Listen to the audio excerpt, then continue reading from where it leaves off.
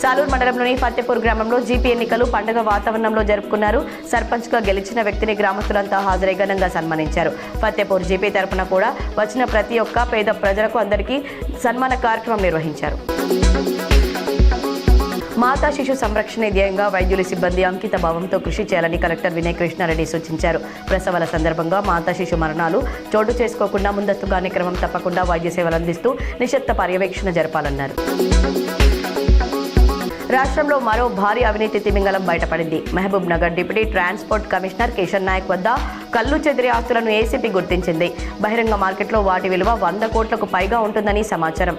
Petrol బంకులు, shopping కాంప్లెక్స్లు, హోటళ్లతో పాటు స్థిర చరాస్తులు, బ్యాంకు లాకర్లలో 3 కేజీల బంగారం గుర్తించినట్లు తెలుస్తోంది. జాతీయ రైతు దినోత్సవం సందర్భంగా చిన్ని కృష్ణ దేశీ విత్తన పరిరక్షణ సమితి ఆధ్వర్యంలో ప్రకృతి రైతుల సమావేశం నిర్వహించారు. ఈ కార్యక్రమానికి రాష్ట్ర విత్తనాభివృద్ధి సంస్థ చైర్మన్ అన్వేష్ రెడ్డి, వ్యవసాయ కమిషన్ సభ్యుడు గడుగు గంగాధర్ హాజరయ్యారు. భూసారాన్ని కాపాడుతూ నాణ్యమైన ఆహారాన్ని అందించే ప్రకృతి వ్యవసాయంపై రైతులకు అవగాహన కల్పించారు.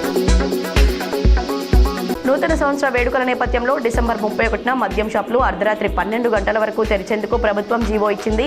ఇక బార్లు, క్లబ్లు, పర్మిషన్ల గల ఈవెంట్లు, టూరిజం ప్రాంతాల్లో మద్యం అమ్మకాలకు అర్ధరాత్రి 1 గంటల వరకు వీలు కల్పించింది.